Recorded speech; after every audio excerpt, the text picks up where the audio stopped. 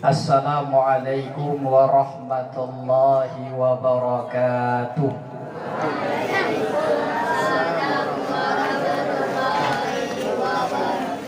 Lemah tata Ustaz. Kalibu manduk. Kalibu uro kamalam lepi maka jika dengar kerana bukan kita awal dulu. Anak-anak Ustaz yang dimuliakan Allah, Ustaz mau tanya dulu. Mau Ustaz tunjukkan kunci untuk masuk syurga? Mau? Ma ayah nak netem lonjok kunci untuk kedanyo tamang syurga? Nedong kunci tamang syurga? Rasulullah sallallahu alaihi wasallam bersabda, La yadkhulunal jannah hatta tu'minu. Kalian tidak akan masuk syurga, kata Rasul, hingga kalian beriman. Wala tu'minu hatta tahabbu.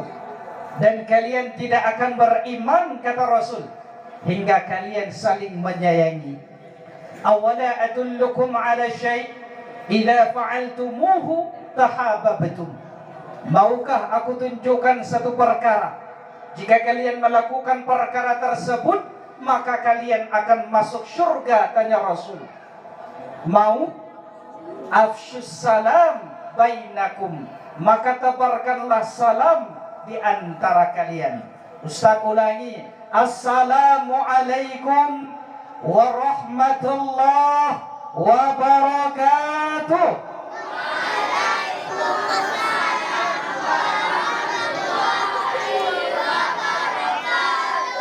Maka kunci tamang dalam syurga yang ketebarkan salam wate dan merumpok. Han mumada ngentak lekson dah berjarau. Wate na urung lekson bek nabi salim. Bek na so'ot salim dan kupakan. Hana wajib kun so'ot salim. Maka yang wajib bagi kita nyopu sebagai umat Nabi Muhammad, maka tebarkan salam di antara kita nyop. Maka wate na urung lekson bek tak jauh. Wate na urung kaca motor hana kebuka, hana perlu jauh ubah mana ni kena. Pakan hana wajib jauh salim, wate urang geklek thon. Pajan wajib jauh salim, wate geberi salim. Assalamualaikum warahmatullahi wabarakatuh. Nyan baru wajib tajawub salim katanya. Alhamdulillah. Alhamdulillahilladzi amarna bittaqwa wa nahana 'an ittiba'il hawa. Assalatu wassalamu ala rasulihil mustafa wa ala alihi wa ashabihi ahli sidqi wal wafa. Amma ba'd. Pertama-tama dan yang paling utama, marilah sama-sama kita memanjatkan puja dan puji kehadirat Allah Subhanahu wa ta'ala. Allah yang maha pengasih, yang tak pernah pilih kasih, walaupun hambanya jarang berterima kasih. Allah yang maha penyayang, yang kasih sayangnya tiada terbilang, walaupun hambanya jarang melaksanakan ibadah sembahyang. Anak-anak Ustaz, betapa banyak nikmat yang Allah berikan kepada kita. Maka harus senantiasa kita syukuri dengan mengucapkan Alhamdulillah. Betapa banyak nikmat Allah. Contoh, Allah Subhanahu wa ta'ala memberikan kepada kita nikmat sehat. Bayangkan menyetekedi uronya katanya sakit. Buhanlah taeh di rumah sakit Zainal Abidin. Apa yang katanya rasakan? Apakah dalam keadaan senang? Nah senang katanya sakit? Kemungkinan dapat gempa sedekah. Nah yang senang ke hotel tadu taeh di rumah sakit? Senang? Senang ke hotel gempa sedekah. Wate apa? Kata Rabbi. Allah yang telah memberikan kita nikmat yang begitu banyak. wa in ta'uddu ni'matallahi la tuhsuha. Jikalau sekiranya engkau mau menghitung nikmat Allah, la tuhsuha, maka niscaya engkau tidak akan mampu menghitungnya. Nikmat yang Allah beri kepadanya dengku lebihlah daripada buih yang dihasilkan dari lautan. Tak bayangkan pakai panduah laut, berbagai buih yang dihasilkan dari lautan, maka itu tidak sebanding dengan nikmat yang Allah berikan kepada kita. Contoh lain nikmat yang kejuk, menyesang kira kecabut uranyo, maka mustahil kedanyo akan udip dalam dunianya. Apa itu? Tak bayangkan dengku, menyauronyo Allah ketarik nikmat tahirup oksigen kedanyo. Hana tua trip, hana perle murah-murah. Sijum mendang, hana perle sijum. 10 minit mendang hana gejok. Hana gejok nikmat oksigen. Maka lun jamin insya Allah ketanyo calon mayat mendung. Calon mayat mendung. Karena bahkan hana lepu yang tahirup. Menyatakan Allah kecabut oksigen. Tak bayangkan 40 juta habis pengenanyo dapat oksigen.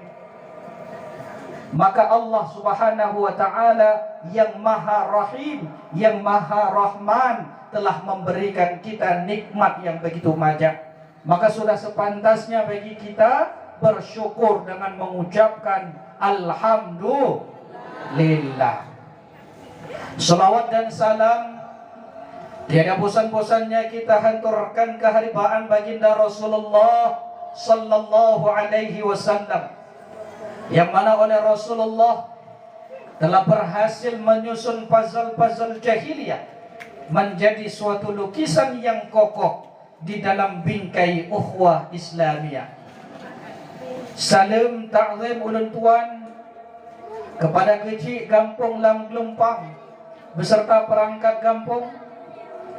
Salam ta'zim ulun tuan kepada pimpinan dayah Nurus Sadiqah. Salam ta'zim ulun tuan kepada gurai-gurai ulun Bandung. Salam ta'zim ulun tuan kepada urang cik yang hadir nibak malam mulianya, dan yang ulun tuan banggakan adik-adik Bandung, santriwan dan santriwati dayah Nurus Sadiqah. InsyaAllah kita jawaban Bandung akan menjadi calon bu, calon syurga bu, calon main. Bandung katanya nak gelar, nah yang hana gelar, tapi yang kapasti insya Allah katanya Bandung calon almarhum. Tamlake ni ba Allah, buatnya Allah kecabut nyawa katanya. Semoga kita semua diwafatkan oleh Allah menjadi husnul khatimah, mampu mengucapkan kalimat tauhid la ilaha illallah Muhammadar Rasulullah. Kaum muslimin sidang jamaah yang dimuliakan Allah subhanahu wa ta'ala, alhamdulillah Allah masih memberikan kita kesempatan kesehatan. Allah pertemukan kita di malam yang mulia ini, tanggal 25 Rajab, di mana pada malam dan bulan ini merupakan malam yang sangat istimewa bagi seluruh kita para santri dayah Nurus Sadiqah. Hadirin kaum muslimin yang dimuliakan Allah,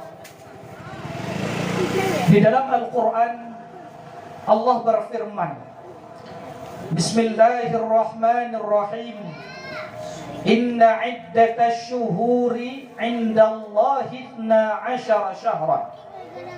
Sesungguhnya bilangan bulan di sisi Allah itu adalah 12 bulan. Fi kitabillahi yawma khalaqas samawati wal ard, yang telah ditetapkan oleh Allah ketika Allah ciptakan langit dan bumi. Minha arba'atun hurum, dan salah satunya terdapat 4 bulan yang haram. Maka di dalam Al-Quran, sebelum ditemukan teori dalam sebulan 12, dalam setahun 12 bulan, Allah Subhanahu wa Ta'ala telah menetapkan bahwa pada saat proses penciptaan bumi dan langit itu terdapat 12 bulan, dan 4 bulannya yaitu dinamakan dengan bulan haram. Anak-anak Ustaz kena tanya, nan depupu bulan haram? Bulan apa sajakah itu bulan haram? Nah yang depu tunjuk jarau. Nah yang depu menyayang na depu sebutkan bulan-bulan yang haram, Ustaz juk kui. Ada yang tahu? Yang 4 minyak. Sebutkan 4 nama bulan haram. Soal cerdas cermat malamnya. Nah, maka 4 bulan yang haram, yang pertama adalah bulan Zulqa'dah, kemudian berlanjut dengan bulan Zulhijjah, dan juga berlanjut dengan bulan Muharram. Adapun satu bulan terpisah, yaitu bulan Rajab. Alhamdulillah, gedanya uronyo katruk bak bulan haram, yaitu bulan Rajab, di mana di dalam bulan ini terdapat begitu banyak keistimewaan. Apa keistimewaannya?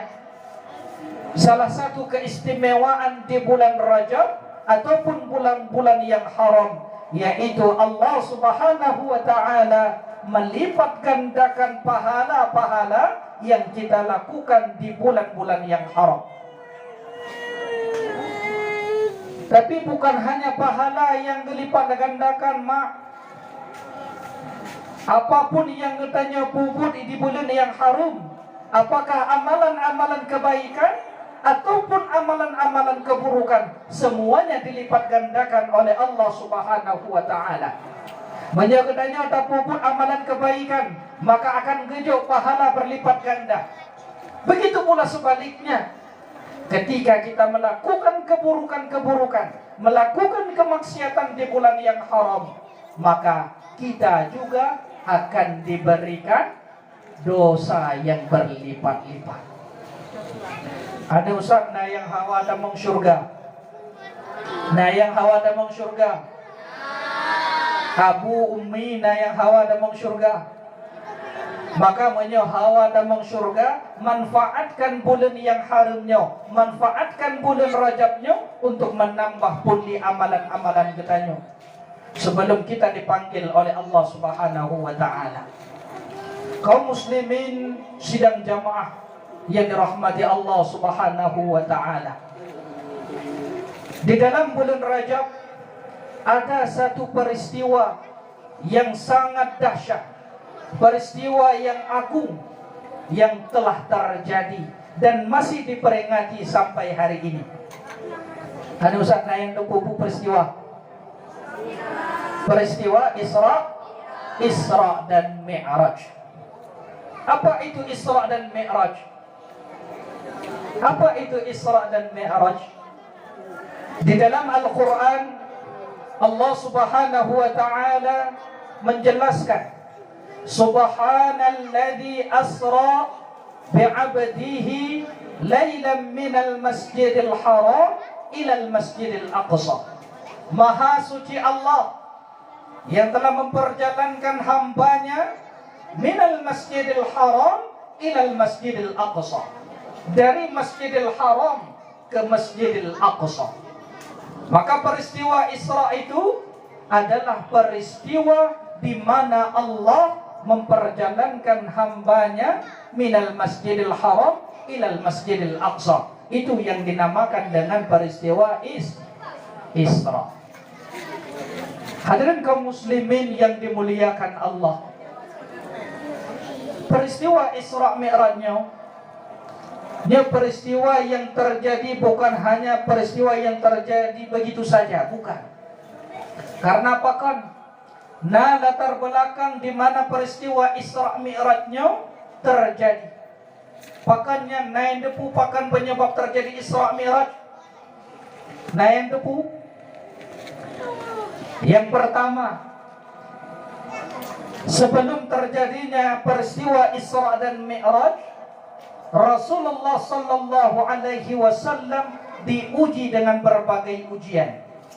Ujian yang kepun, putra ujian yang kepun, meninggalnya istri tercinta Rasulullah sallallahu alaihi wasallam. Yaitu siapa istri Rasul? Siti Khadijah. Maka sebelum Rasul di Isra Mi'rajkan, meninggalnya istri tercinta Siti Khadijah yang senantiasa setia mendampingi dakwah Rasulullah. Kemudian pada tahun yang sama sebelum Rasul di Isra Mi'rajkan, siapa yang meninggal? Meninggalnya paman Rasulullah. Siapa namanya? Abdul atau Abu Talib. Maka pada tahun itulah disebut dengan Amul Amul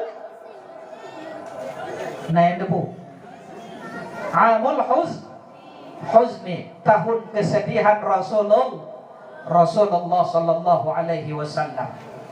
Kemudian bukan hanya itu saja. Dalam tahun tersebut Rasulullah sallallahu alaihi wasallam juga diperintahkan oleh Allah untuk hijrah ke Taif berdakwah. Namun apa yang terjadi ketika Rasulullah hijrah ke Taif, di mana masyarakat Taif pada masa itu tidak menerima dakwah Rasulullah. Mereka mengejek Rasulullah, mereka melemparkan Rasulullah dengan batu, mereka melemparkan Rasulullah dengan kotoran, mereka ingkar kepada Rasulullah. Maka tibanya hadirin kaum muslimin yang dimuliakan Allah, sampai-sampai apa? Malaikat Jibril yang menyaksikan kemungkaran, keingkaran masyarakat Taif, beliau meminta kepada Rasulullah, "Puyang kelake, wahai Rasul, nebu jaro, nelake ba Allah lempu hancur pumo Taifnya." Namun apa jawab Rasul? Rasulullah menjawab apa? "Wahai Jibril, sesungguhnya aku tidak diutus ke dunia ini untuk melaknat. Sesungguhnya aku tidak diutus ke dunia ini untuk menghancurkan suatu kaum. Akan tetapi aku diutus ke dunia ini untuk mendakwahkan mereka agar masuk ke dalam agama Allah." Masya Allah, luar biasa Rasulnya, bukan cuman menyakitanya menyadegedi gedho, gedanya menyadegedi beta keung lawang bate, beta keung gejo lemo gerhom bak muka, menyatang kira ke kanan di belah menda ke kanan. Ya, awak kanan dulu. Menyokong mengkera-kera nanti tak bate dak lawang. Tapi bayangkan Rasul, ketika Rasulullah dihantam dengan batu, ketika Rasulullah diambil tai unta dilempar ke wajah Rasulullah, tapi Rasulullah tidak membalas. Bagaimana kemuliaan akhlak Rasulullah. Maka hal inilah, karena kemuliaan akhlak Rasul, para masyarakat jahiliyah pada saat itu ingin masuk ke dalam agama Allah. Maka di dalam Al-Quran Allah menjelaskan, "Fabima rahmatin minallahi lintalahum." Maka dengan rahmat Allah engkau Muhammad berlaku lemah lembut. Maka Allah memerintahkan kita agar senantiasa kita berlaku lemah lembut. Hanjir kata, hanjir tadina kau. Kenapa? Walau kunta faddan ghalidhal qalbi lam fattu min hawlik. Sekiranya kamu berlaku kasar dan berhati keras Muhammad, lam fattu min hawlik, sungguh mereka akan menjauh darimu. Dino katanya menunggu. Oh wate katanya na urang yang gatha baba, jangkla baba. Oh wate talewat kagetena katanya na kala ada gurungnya. Hana pakro karena bapak gatha hati hana ko. Maka yang diperintahkan oleh Rasul, lintalahum, berlaku lemah lembut. Itulah yang menjadikan umat Islam pada saat itu meraih kemenangan, sehingga umat jahiliyah masuk berbondong-bondong ke dalam agama Islam karena akhlak yang dimiliki Rasulullah. Kaum muslimin wal muslimat yang dimuliakan Allah. Kemudian ketika terjadi peristiwa Isra, Rasulullah sallallahu alaihi wasallam sebelum terjadi Isra Mi'raj, penyebab terjadinya tak lain dan tak bukan dikarenakan adanya cekcok antara langit dan bumi. Maka di dalam kitab Durratun Nasihin dijelaskan apa? Sebelum terjadinya peristiwa Isra dan Mi'raj, langit dan bumi itu mendawa. Di mana langit mengatakan, wahai bumi, sesungguhnya aku lebih mulia daripada kamu.